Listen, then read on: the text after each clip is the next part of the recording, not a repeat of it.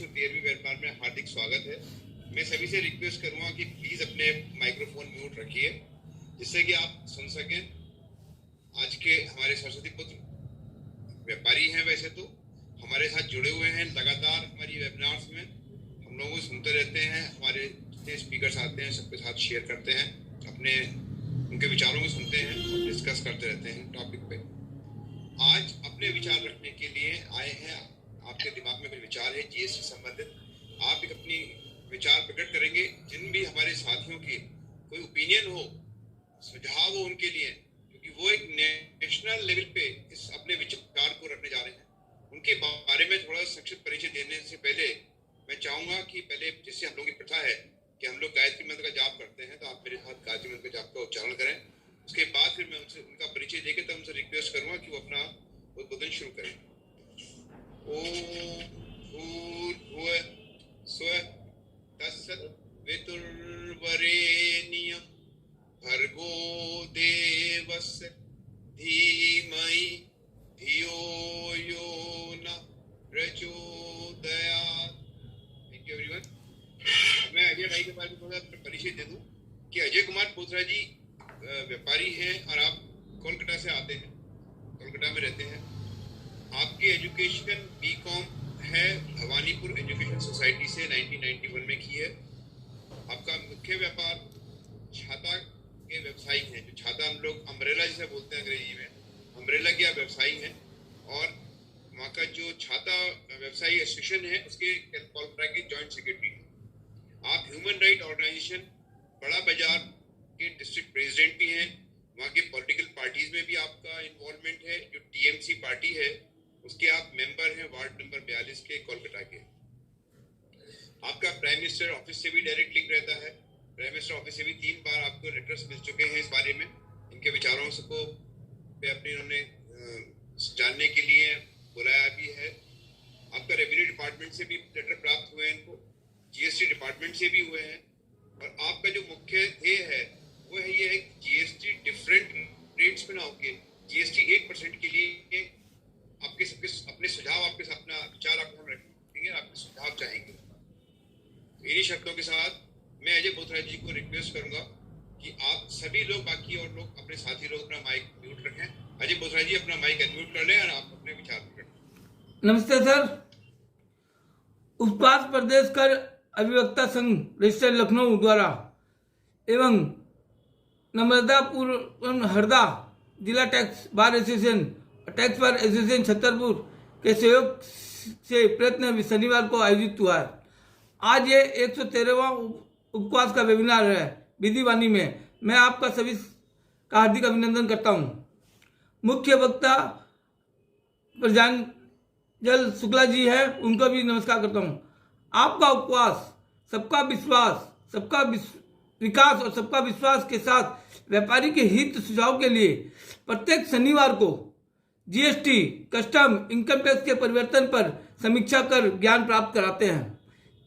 Founder president हर्ष शर्मा जी का धन्यवाद करता हूं, जिन्होंने मेरी प्रेरणा को अपने आप में दबा के रखने नहीं दिया और आप सभी की एडवोकेट सीए के सामने विचार रखने के लिए मेरी ऊर्जा का उत्पन्न को बर्बाद होने नहीं दिया। कहा कि व्यापारी तो देश में अर्थव्यवस्था की रीढ़ की हड्डी है जो सभी वर्ग को रोजगार देता है। मैं एक बार हर्ष शर्मा सर जी का धन्यवाद करता हूं, जिन्होंने इतने बड़े मंच में मेरे को कहने का मौका दिया। और महामंत्री उत्तर प्रदेश कर अधिवक्ता संगठन के अभिवक्ता विश्वनाथ जी मिश्रा जी का भी बहुत बहुत धन्यवाद करता हूं। सर, मैं अपनी ये स्क्रीन में आपको समझाना चाह रहा हूं। मेरा स्क्रीन दिख रहा है ना? आपकी दिखाई दे। पहला टैक्स आज जीएसटी में भी पहला ही आदमी एक टैक्स देता है और बाकी आदमी डिफरेंस देता है। तो मैं सरकार से निवेदन किया हूं कि आप पहला टैक्स ले लो, फिर हमें को 1% बनने दो। ये 1% कैसे होगा यह समझाने के लिए मैं कोशिश करूंगा आपको। जहां पर सरकार को पहला कहीं पर भी टैक्स नहीं दिया हुआ है वहां पर पहला टैक्स पेड करना पड़ेगा। जैसे मैंने ये 5% में 60% बढ़ा के 8% किया है। अभी आपके लिए जीएसटी में तो 5, 12, 18, 28 ही है, लेकिन मैंने 8 किया है। इसमें 3% सेंट्रल गवर्नमेंट ले लेगी और 5% स्टेट गवर्नमेंट ले लेगी। उसी प्रकार 12% में 50% बढ़ा के लिया और 18% होगा, जिसमें 18% और 6% सेंट्रल गवर्नमेंट, 12% स्टेट गवर्नमेंट। उसी प्रकार 18 को मैंने 26 किया है, 6 सेंट्रल गवर्नमेंट, 18 स्टेट गवर्नमेंट। अब ये सामान जहाँ फर्स्ट टैक्स पेड हो गया, इसके बाद ये मैन्युफैक्चरिंग करने के लिए जाएगा। सपोज करिए आप मैन्युफैक्चरिंग करने जा रहे हो कोई प्रोडक्ट, उसका HSN कोड 5% वाला है, तो आपका 5% के हिसाब से लेबर चार्ज अगर 10 रुपये है तो उस पर 50 पैसा टैक्स लगेगा। अगर 12% HSN कोड है तो 10 रुपये है तो 1 रुपये 20 पैसा, 18 है तो 1 रुपये 80 पैसा, और 28 है तो 2 रुपये 80 पैसा लेबर चार्ज लगेगा। यहाँ पर एक खासियत देखिएगा, अभी जैसे GST में जिस HSN कोड की वस्तु बनती है तो रॉ मटेरियल का भी रूप उसी टैक्स में आ जाता है। एग्जाम्पल के हिसाब से समझ लीजिए, अगर 5% की सामान और 5% की प्रोडक्शन बनाते हैं तो वस्तु 5% की रह जाती है, रॉ मटेरियल भी। लेकिन जब वो प्रोडक्ट 5% की आइटम को 12% की आइटम बनाते हो, कन्वर्ट करते हैं, चेंज करते हैं, तो रॉ मटेरियल भी 12% का हो जाता है। लेकिन GST 1% में वो नहीं है बात, रॉ मटेरियल का टैक्स रेट चेंज नहीं होता है। अब इसकी प्रोसेस आपको समझाता हूं।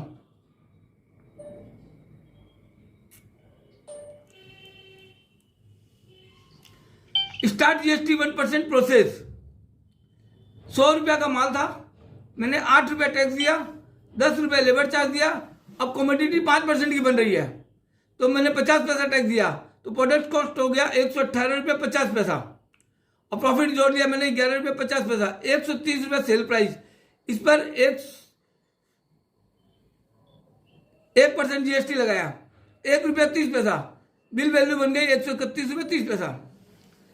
अब देखिए यहाँ प्रोडक्ट था 18% का, यहाँ देखिए रॉ मटेरियल अब 18% का हो गया। अभी यहाँ 12 को मैंने 18 किया इसलिए 18 दिख रहा है आपको।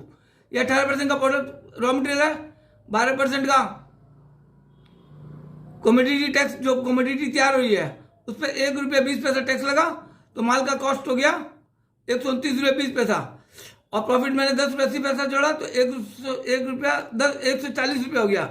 इस पर 1% GST लगा दिया, 1 रुपया 40 पैसा।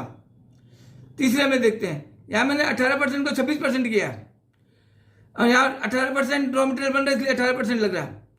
इस हिसाब से प्रोडक्शन होगा, और इसकी और जो मैंने 5 वाले 12% की समस्या बात जो बताया हूँ वो नेक्स्ट आगे मैं आपको बता पाऊंगा, आगे ले जा रहा हूँ। सेकेंड टाइम मैन्युफैक्चरिंग, यहाँ पर ये बात आपको पूरी कंसेप्ट क्लियर हो जाएगी। जैसे मैंने 12% वाले को 18% किया है, तो 100 रुपया का माल था, 18 रुपये में माल जो टैक्स का जुड़ गया, पहला टैक्स, तो 118 रुपया हो गया। लेबर चार्ज 10 रुपया है, उस पर 5% की HSN कमोडिटी बन रही है, 5% की कमोडिटी टैक्स है, तो 50 पैसा, 128 रुपया 50 पैसा हो गया। अब यहाँ पर देखिए आज के GST नियम में 12% की कमोडिटी थी रॉ मटेरियल, लेबर चार्ज 10 रुपया लगा, तो माल का कॉस्ट हो गया 100 + 10 110 रुपया। अब ये फिनिश गुड जो HSN कोड उसका 5% ही आ रहा है, तो उस हिसाब से 5 रुपया 50 पैसा हो गया, तो कॉस्ट हो गई 115 रुपया 50 पैसा।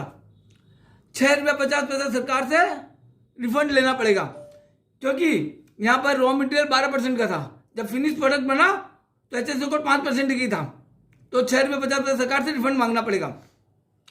दूसरा में चलते हैं, यहाँ पर देखिए 100 रुपया का माल था, 18 रुपया टैक्स पेड था, लेबर चार्ज 10 रुपया था। अब कमोडिटी 12% की बन रही है इसलिए 12% टैक्स लगेगा, तो 1 रुपया 20 पैसा लेबर चार्ज लगा, तो टोटल कॉस्ट हो गई 129 रुपया 20 पैसा। अब यहाँ पर आज के GST नियम में देखिए 12% की वस्तु है और 12% की कमोडिटी का टैक्स चार्ज है, तो यहाँ पर सरकार से कुछ लेना देना नहीं रहा, बराबर हो गया। तीसरे कॉलम में चलते हैं, यहाँ पर 118 रुपये है, कमोडिटी 12% की है, और यहाँ पर लेबर चार्ज 18% की कमोडिटी बन रही है इसलिए 18% है, तो टैक्स हो गया 1 रुपया 80 पैसा, तो वस्तु की कीमत हो गई 129 रुपये 80 पैसा। आज के GST नियम में अब मैंने 12% को 18% किया था, इसलिए यहाँ पर 18 होने के कारण यहाँ देखिए सेम हो रहा है, यहाँ 129 रुपये 80 पैसा या 129 रुपया, क्योंकि यहाँ पर 12% से वस्तु 18% हो गई है, यहाँ 12% की नहीं रही है, क्योंकि 18% की कमोडिटी बन रही है। अब उसी हिसाब से 28% में देखते हैं। यहाँ रॉ मटेरियल है 118 रुपये का, मतलब 100 रुपये का माल, 18 रुपये टैक्स, कमोडिटी बन रही है 28% की, तो लेबर चार्ज हो गया 2 रुपये 80 पैसा। यहाँ फिनिश गुड्स का रेट हो गया 130 रुपये 80 पैसा, जीएसटी 1% में। और यहाँ पर जीएसटी में हो गया क्या, ये 12% की कमोडिटी, अब 28% की कमोडिटी बन रही है, तो ये भी 28% हो गई। तो इसका मतलब 110 रुपये पर 28%, 30 रुपये 80 पैसा। माल का कॉस्ट हो गया 140 रुपये 80 पैसा। इसका मतलब सरकार को 18 रुपये 80 पैसा और देना पड़ेगा, तब जाके ये प्रोसेस कंप्लीट होगा। मैन्युफैक्चरिंग ये 1 पॉइंट में खरीदने के बाद में मूवमेंट,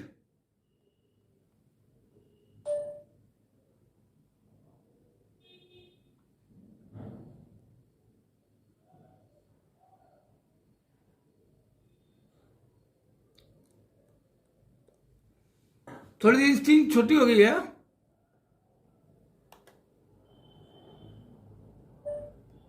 एक साइड में हो गया थोड़ा सा। हाँ, उसको थोड़ा कर नहीं पा रहा हूँ, इंटर में नहीं आ रहा, एक साइड में आ रहा है। हाँ वो कर नहीं पा रहा हूँ उसको। अच्छा, मैं इधर का पार्ट मोटा मोटी पहले एक बार दिखा देता तो बढ़िया रहता, और छोटा थोड़ा कर दे रहा हूँ।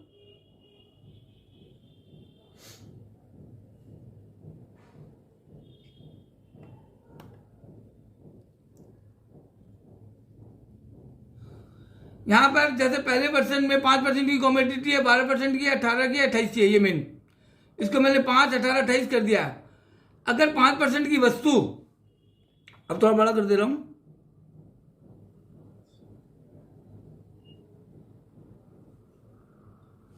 पांच % की वस्तु 199 रुपये तक बिकती है, तो जीएसटी 1% में जितना टैक्स लग रहा है और आज के जीएसटी में जितना टैक्स लग रहा है सेम हो रहा है। अब जीएसटी 1% के कारण 2-5 पैसा इधर उधर, वो अलग बात है। जैसे मैंने एग्जाम्पल में बनाया, सपोज करिए अगर ये 118 रुपया का माल फर्स्ट क्लास कंज्यूमर तक अगर पहुंच जाता है तो सरकार को 9 रुपये 18 पैसा टैक्स मिलता है, और अभी के टैक्स में 8 रुपया 90 पैसा मिलता है। तो इसका मतलब क्या हुआ कि अगर सरकार का माल प्रोडक्ट जितनी जल्दी बिकेगी टैक्स रेट उतना हाई मिलेगा। तो अभी टैक्स रेट के लिए, टैक्स मर्ज करने के लिए सरकार ने प्लान बना रही है। तो सरकार को टैक्स मर्ज करने के लिए, टैक्स बढ़ाने के लिए उसकी जरूरत ही नहीं पड़ेगी। मेरा कहने का मतलब यहाँ देखिए, ठीक से वापस से समझा रहा हूँ। 118 रुपये की सामान बनी तो यहाँ पर 9 रुपये 18 पैसा जीएसटी 1% में मिला, और जीएसटी में आज आप करते तो आपको 5.90% मिलता। यही 148 रुपया होता तो 9 रुपया 48 पैसा टैक्स होता, और जीएसटी में 7%, 7.40%। ये 100 से कंपेयर कर रहा हूँ मैं, वैल्यू से नहीं, 100 से। और यहाँ पर 178 होता तो 9 रुपया 78 पैसा होता, यहाँ पर जीएसटी में आ जाता 8 रुपया 90 पैसा, और 198 होता तो 9 रुपया 98 पैसा, और जीएसटी में 9 रुपया 90%। इसका मतलब ये हुआ कि अगर ये जो रेट मैंने जो लिखा है 99, 165, 154, अगर इसके जितनी नीचे बिकेगी वस्तु तो सरकार की रेवेन्यू वैसी मिलेगी। अगर इसके ऊपर रह गई तो ये 5% से कम होना, 12% से कम होना, 18% से कम होना शुरू हो जाएगी। लेकिन आज के बाजार में इतने परसेंट, 100%, 30%, 40% पे मार्जिन पे धंधा नहीं होता है। 20 से 25% तक कंज्यूमर तक पहुंच जाता है। मेरे हिसाब से ये बात समझ में आ गई होगी। अब डिफरेंस का बताता हूं।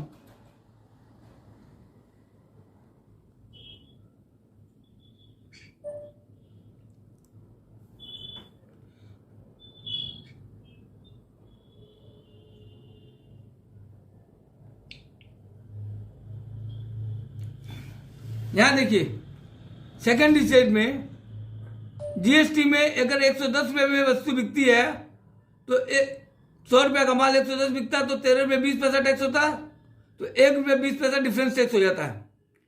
और जीएसटी 1% में केवल 10 पैसा डिफरेंस टैक्स होगा, जबकि यहां पर भी पहला टैक्स पेड है जीएसटी में भी, और जीएसटी 1% में भी पहला टैक्स पेड है, लेकिन आपको डिफरेंस कलेक्शन करना है 10 पैसा। इसी हिसाब से सब प्रतिक्रिया चलेगी। अब यहाँ पे मेन उद्देश्य क्या है, देखिए जीएसटी 1% में टैक्स आपको शुरू में हाई लग रहा है, लेकिन वो क्या हो रहा है, फैक्ट्री पर है। फैक्ट्री जब माल बनाती है उस समय टैक्स हाई हो रहा है, तो उस समय जीएसटी का टैक्स देखिए, जीएसटी 1% का टैक्स है 19.28 और जीएसटी रेट भी है 19.28। लेकिन सरकार अगर वो माल फैक्ट्री वाला अगर लास्ट कंज्यूमर को डायरेक्ट माल बेच देता, सपोज करिए डिस्ट्रीब्यूटर, डीलर, होलसेलर कोई भी नहीं रहे, तो सरकार की 6.8% रेवेन्यू इंक्रीज हो जाएगी। दूसरा क्वेश्चन, डिस्ट्रीब्यूटर में भी अगर 19.38 है और 19.38 जीएसटी में भी है, अगर लास्ट कंज्यूमर तक पहुंच जाती है तो 9.98 टैक्स पर रेवेन्यू बढ़ती है। डीलर अगर लास्ट कंज्यूमर को दे देता है तो 2.78 टैक्स बेसी मिलती है सरकार को जीएसटी 1% में, और होलसेलर कोई लास्ट कंज्यूमर को बेसी दे देता है तो 0.050% टैक्स रेवेन्यू एक्स्ट्रा मिलती है। इसका कहना मतलब है कि फैक्ट्री वाला कंज्यूमर को माल मिलता नहीं है, डिस्ट्रीब्यूटर वाला भी माल जल्दी से कस्टमर को लास्ट कंज्यूमर को मिलता नहीं है, डीलर वाला भी लास्ट कंज्यूमर को मिलता नहीं है, होलसेलर वाला भी लास्ट कंज्यूमर को मिलता नहीं है, रिटेलर वाला माल लास्ट कंज्यूमर को मिलता है।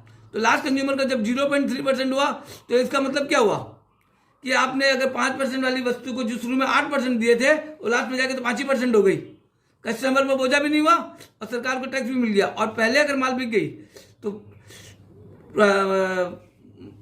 कीमत कम हुई लेकिन टैक्स बेसी हुआ तो पूंजी कम लगी, तो दोनों तरफ से सरकार को बेनिफिट भी है और कस्टमर को फायदा है। अब ये पहला टैक्स पेयर कैसे टैक्स पे करेगा चालान से, समझाना। हाँ, पहले इसके बता दे रहा हूँ। जैसे आईटीसी का भी 5, 12, 18, 28 का प्रॉब्लम चल रहा है, उसमें केवल आईटीसी के 1% की रहेगी, 5, 12, 18, 28 खत्म हो जाएगी, जिससे व्यापारी को कोई तरह की परेशानी नहीं होगी। अगर कुछ परेशानी होगी तो उतना रुपया वो सरकार को जमा देके अपने कारोबार को बिना डिस्टर्ब के कंटिन्यू कर सकेगा। अभी जैसे डिस्टर्बेंस होने के कारण वो कारोबार नहीं कर पा रहा है, बहुत परेशान हो रहा है। इसके कारण सीए भी परेशान है कि कैसे इस चीज व्यापारी को संभाले। एक तो व्यापारी पैसा देना नहीं चाहता फीस का, और सीए की समस्या को समझना नहीं चाहता वो सरकार के कानून को। अब देखिए पहला टैक्स पेयर क्या करेगा, जो टैक्स चालान पेड करेगा। मैंने 12% की आइटम पर 100 रुपया उसकी वैल्यू बनाई थी, तो 18 रुपया उसका टैक्स बना था, तो 18 रुपया हुआ। 10 रुपया पर उस पर लेबर कॉस्ट 12% की कॉमोडिटी बनाई तो 1 रुपया 20 पैसा हो गया। तो अब उसने माल को बेचा, उस पर 1% जीएसटी शुरू में जो कलेक्शन किया वो भी उसी को देना पड़ेगा।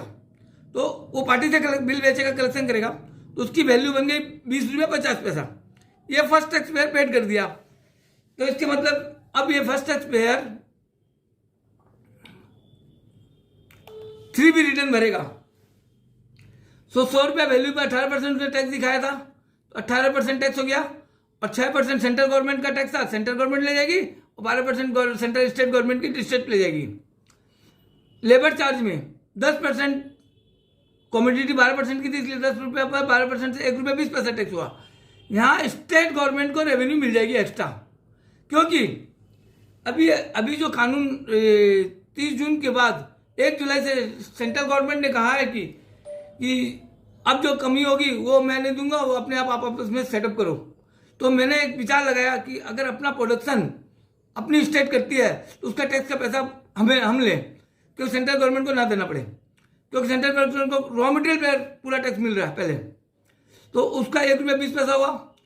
अब उसने उस माल को बनाया और 130 रुपये में बेचा, क्योंकि वो फर्स्ट टैक्स पेयर है, उसको तो इनपुट क्लेम मिलना नहीं है, क्योंकि इसके फर्स्ट टैक्स पेयर है।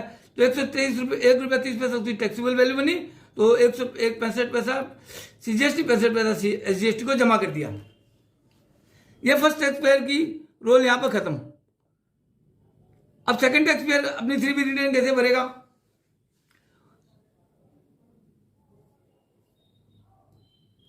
नहीं, फर्स्ट टैक्स पेयर की 3B रिटर्न फिर बता रहा हूं एक बार।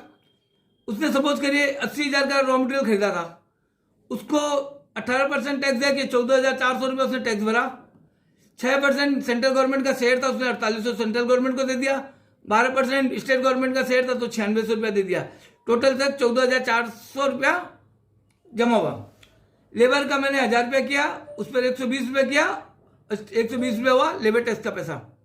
तो 14,440 रुपया फर्स्ट टैक्स, और लेबर टैक्स भी लेबर टैक्स हमेशा फर्स्ट टैक्स में ही जाएगा, क्योंकि लेबर बार बार नया नया नहीं जब काम करता तब पैसा लेता है, तो चेंज होता है, एक ही रहेगा। तो 120 रुपये लेबर टैक्स हो गया। अब वो जीएसटी 1% का रिटर्न भरेगा कैसे? उसने सेल दिखाई 1 लाख रुपए की, तो उसकी आउटपुट टैक्स हो गई 1,000 रुपये की, क्यों 1 लाख पर 1% से आउटपुट टैक्स होगा 1,000, तो 500 रुपया CGST, 500 रुपया SGST। अगर सेंट्रल सेल होता तो 1,000 हो जाता। अब उसकी परचेज में, क्यों उसने जो शुरू में जो फर्स्ट टैक्स में जो परचेज किया था 95,520 रुपये की, कि उसमें उसको इनपुट आउटपुट इनपुट नहीं था, इसलिए उसको इनपुट कुछ नहीं मिलेगा। अब वो एडजस्ट कैसे करेगा वो बता रहा हूं। अब वो 1,10,000 रुपये में माल बेचा था, 1,100 रुपये टैक्स की लाइबिलिटी बनाया उसने, 550 रुपये CGST बनना है, 550 रुपये SGST बनना है। लेकिन उसने जो माल खरीदा था 1 लाख में, तो उस पर 1,000 रुपया इनपुट टैक्स मिलेगा उसको, तो 500 रुपया इनपुट टैक्स का होगा। वो एडजस्टमेंट कैसे करेगा? IGST में कोई लेन देन नहीं है, इसलिए मैंने क्रॉस कर दिया। CGST में 550 रुपया की टैक्स की लाइबिलिटी बनाया, SGST में 550 की टैक्स की लाइबिलिटी है। उसने सेटअप किया CGST से 500 रुपया इनपुट का और SGST में इनपुट का 500 रुपया, और टैक्स पेबल हो गया 1,100 माइनस 1,000 इक्वल टू 100 रुपया। यहाँ देखिए 1,10,000 रुपये का माल बेचा उसने, और सरकार को यहाँ शुरू में 15,500 रुपया करवेन टैक्स, 15,450 रुपया करवेन टैक्स पे, 15,550 रुपया टैक्स भी पेड कर दिया। सरकार की रेवेन्यू वहाँ मिल गई और सरकार की नज़र पहले पर टैक्स पेड पर रहेगी।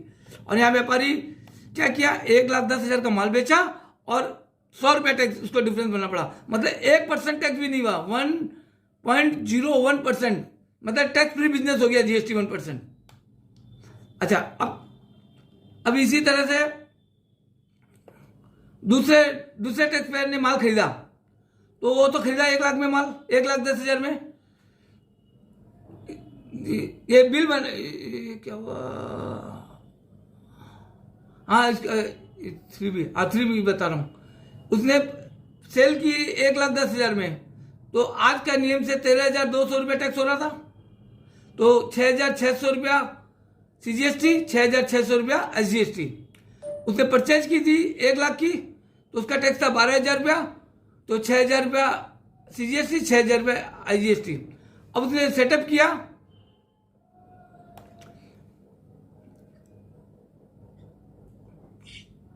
यहां मैंने गलती कर दिया, यहां होगा 6600,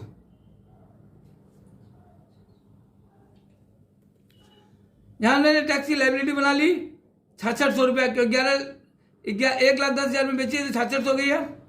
और इनपुट क्लेम उसका है 6,000,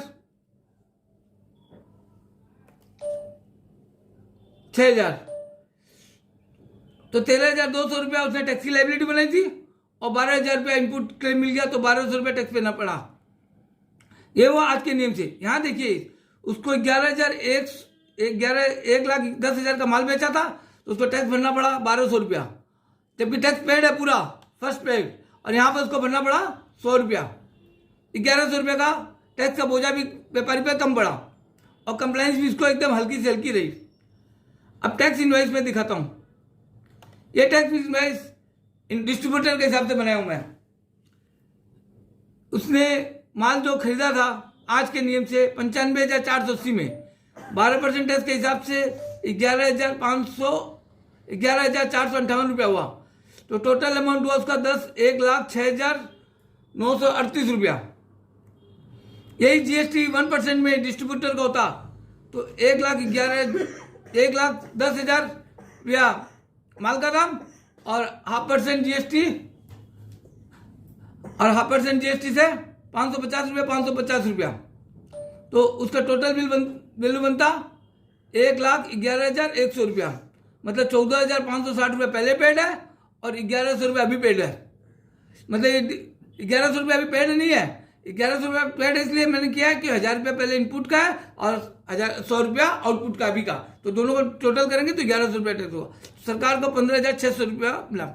यह डिस्ट्रीब्यूटर की स्थिति है। अब आपको एक प्रश्न आएगा मेरे प्रति कि यहाँ सर आपका 1,06,938 रुपया का बिल है, यहाँ 1,11,000 100 का बिल है। यहाँ पर इसलिए है बेसी कि मैंने शुरू में आपको पहले कहा कि 12% टैक्स को मैंने 18% किया, इसका कारण यहाँ फर्क आ रहा है। लेकिन यहाँ पर कोई फर्क नहीं पड़ेगा आगे जाके, क्योंकि ये बिल है डिस्ट्रीब्यूटर का। अब इसके बाद है डीलर का बिल।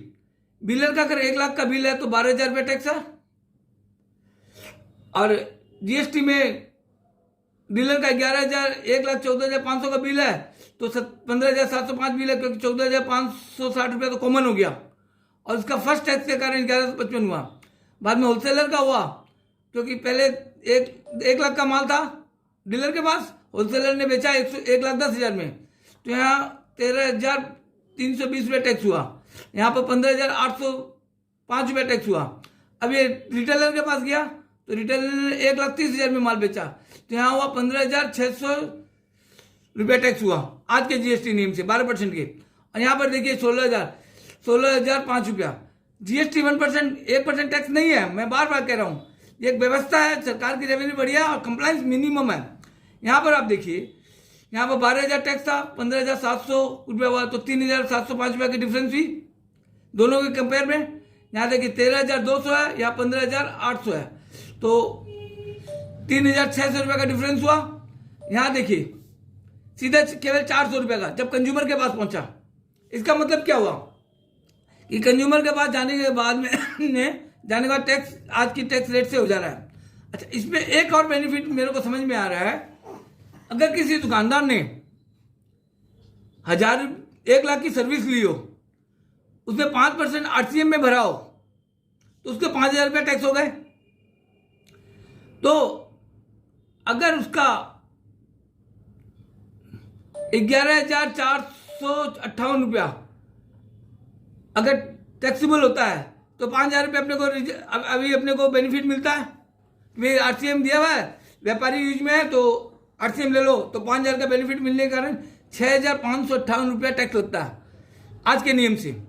और जीएसटी में क्या होगा कि 5,000 रुपया रिफंड सर्विस में अगर ली है, तो उसका तो टैक्स तो 100 रुपया उसने ही भरा था, तो उसका 4,900 रुपया रिफंड मिलेगा। इसका मतलब जीएसटी 1% में एक तरह से टैक्स ही खत्म हो गया। नीचे देखिए टैक्स पेमेंट 11,544 में 5,000 का बेनिफिट, जिसको अपने रिबेट समझ सकते हैं, जो हम लोग आरसीएम से जो फ्रेट के अगेंस्ट में देते हैं व्यापार में जो यूज हो रहा है उसी का तो सरकार टैक्स रिबेट दे रही है, कंज्यूम वाले में नहीं दे रही है, तो मैं व्यापार वाला ही बता रहा हूँ। और जीएसटी 1% में देखिए आपको 4900 रुपया रिफंड मिल रहा है। इसका मतलब क्या, जीएसटी 1% में तो जीएसटी मतलब टैक्स ही 0% हो गया। कंप्लायंस अगर प्रॉपर सिस्टम से हो जावे, ना टैक्स की कोई बर्डन होगी, ना कोई हेडेक होगी। सर यहीं पर खत्म हुआ मेरा समझाने का उद्देश्य। आप लोग को समझ में आया होगा सर। जी बिल्कुल, थैंक यू वेरी मच।